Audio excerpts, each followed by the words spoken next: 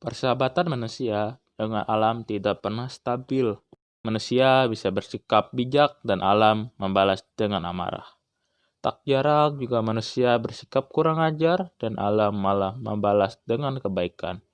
Anehnya, ketidakstabilan inilah yang membuat manusia kerap bertamu pada alam lagi dan lagi.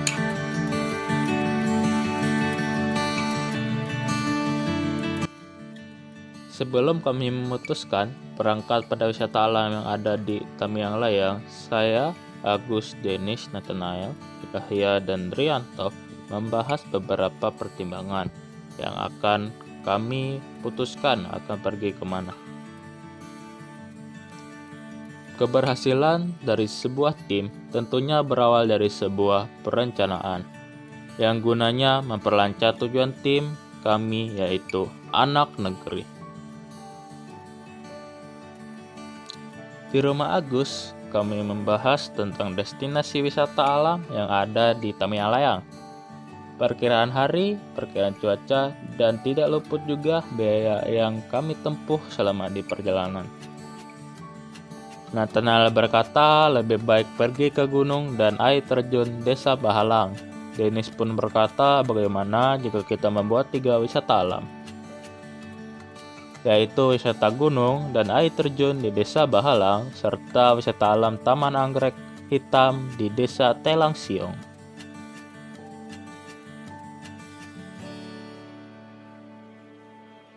Dari hasil pertimbangan tersebut, mereka pun setuju untuk ketiga wisata yang ada di Tamiang Layang.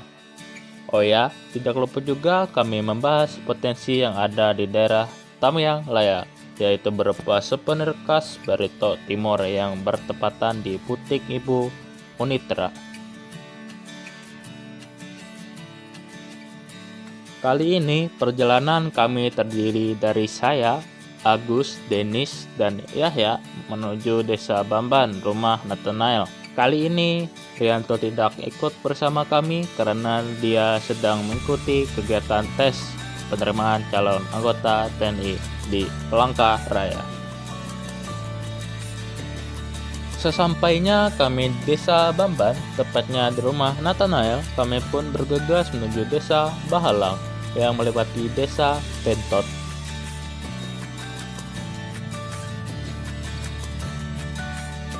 Melewati jalan berbatu, jalan bertanah, bahkan jalan berlumpur.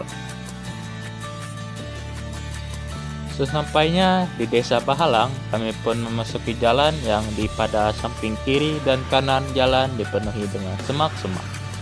Kami pun bergegas menyusuri jalan tersebut hingga melewati sungai dan menuju pemandangan yang tersembunyi di balik keindahan alam yang ada di luar.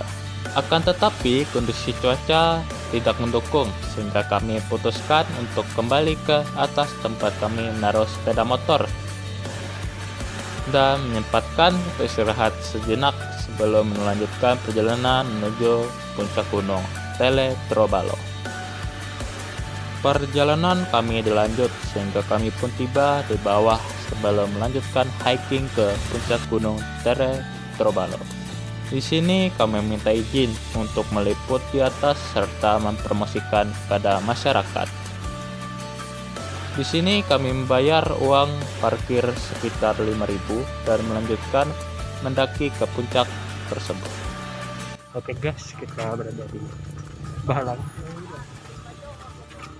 Kita akan mendaki ke puncak gunung Bahalang, yaitu puncak Trabelo. Wisata alam Trabelo. Sebenarnya bisa melepas masker, cuman banyak orang. Ya gitu. Nggak mau ini boy. Kita naik ke atas dulu guys. Dia lepas masker. Mantap juga guys. Sesampainya kami di atas puncak, sangat disayangkan di atas puncak ini kami melihat banyak orang yang tidak menggunakan masker, bahkan tidak menerapkan social distancing.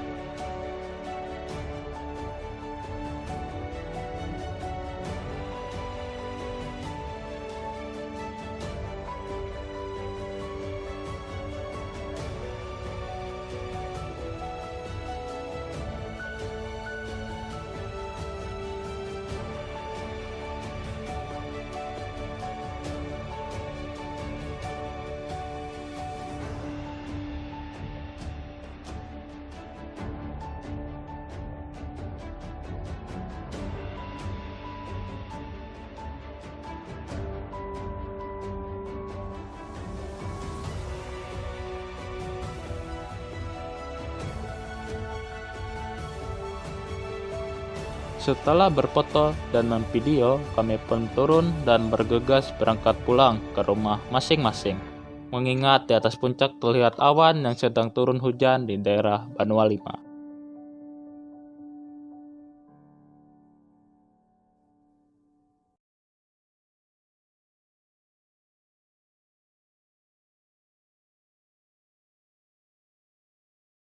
Karena hari mulai gelap, kami melanjutkan perjalanan ke rumah masing-masing. Kami pun selamat dan aman ketika sampai di rumah. Wisata berikutnya yaitu wisata Anggrek Hitam yang bertempat di Desa Telangsiung, Kecamatan Paju Epat.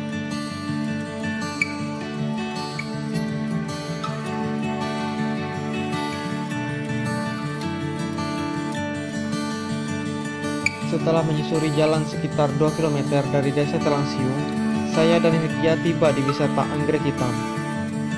Di sini kami mengisi buku tamu dan membayar uang masuk sebesar Rp5.000. Kesehatan kami dicek sesuai dengan protokol kesehatan agar tetap sehat selama memasuki wisata Anggrek Hitam. Ketika akan memasuki wisata ini, para pengunjung diwajibkan dengan adanya larangan yang telah ditetapkan oleh pengelola wisata.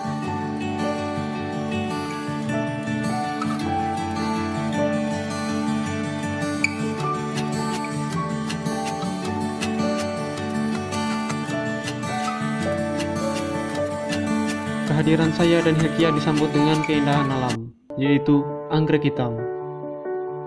Sangat disayangkan, anggrek hitam ini masih belum ada memunculkan anggreknya. Saya dan Hilkia melepas masker dan merasakan betapa segarnya alam pada wisata yang jauh dari pusat keramaian.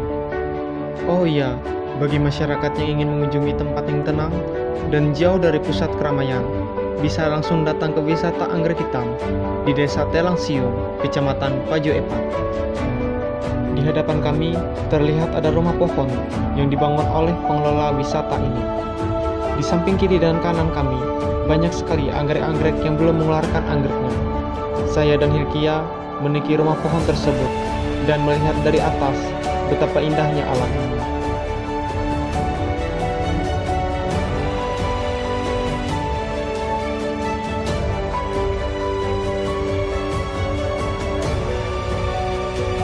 Selain itu juga, di wisata ini ada disediakan tempat buat bersantai sejenak, yaitu rumah panggung. Setiap tempat memiliki kesannya masing-masing. Kita bisa ke tempat yang sama di waktu yang sama. Tapi bagi saya, tempat tersebut bisa sangat berkesan, sementara bagimu tidak, atau sebaliknya. Bahkan jika kita berulang kali mendatangi tempat yang sama, kesannya bisa bertambah atau berkurang. Ini membuat saya sadar bahwa sebenarnya sebuah hanya menjadi berkesan jika hati kita memaknai tempat tersebut. Oh iya, selain mendapat kesan baik, semoga kemanapun kita melangkah, senantiasa memberikan kesan baik kepada orang-orang sekitar. Belum lengkap jika masyarakat dan wisatawan tidak mengunjungi butik Nita Mawini, yaitu oleh-oleh dan souvenir khas Barito Timur. Oh iya, sebelum memasuki butik ini, kami meminta izin buat meliput dan mempromosikan oleh-oleh khas Barito Timur, dan kami diberikan izin buat meliput.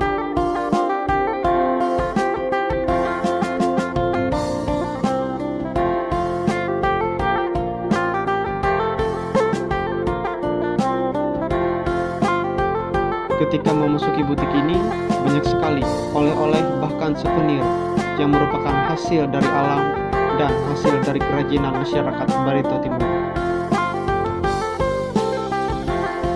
Ada yang berupa tas terbuat dari rotan, hasil kerajinan tangannya itu gelang, kalung yang terbuat dari rotan, dan manik-manik.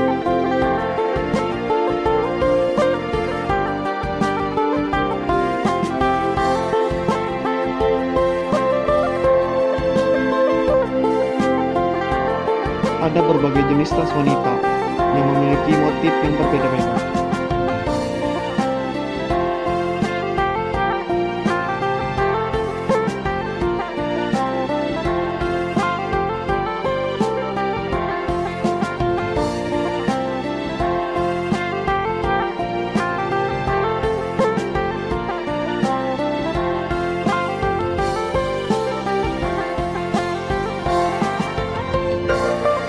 baju, bahkan kain khas Kalimantan Tengah dan Barito Timur pun lengkap di butik Nita Mawini.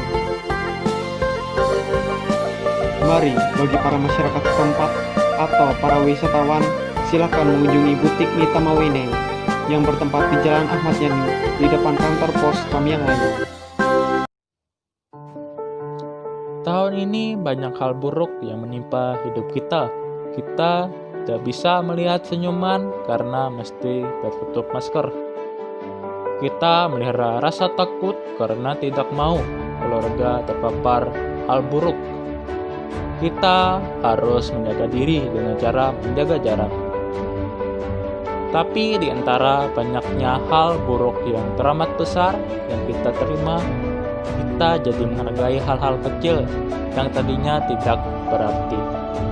Kita mungkin tidak bisa melihat senyuman, tapi tatapan mata yang tulus tetap menghangatkan hati. Kita mungkin melihara rasa takut, tapi roh rasa takut itu membuat kita lebih waspada dan puas diri. Kita mungkin harus jaga jarak, tapi anehnya ketika raga berjarak, kepedulian satu sama lain terasa lebih dekat. Saya percaya di antara banyak jalan buntu, manusia akan saling bantu-membantu. Salam literasi, salam lestari, melaporkan dari anak negeri.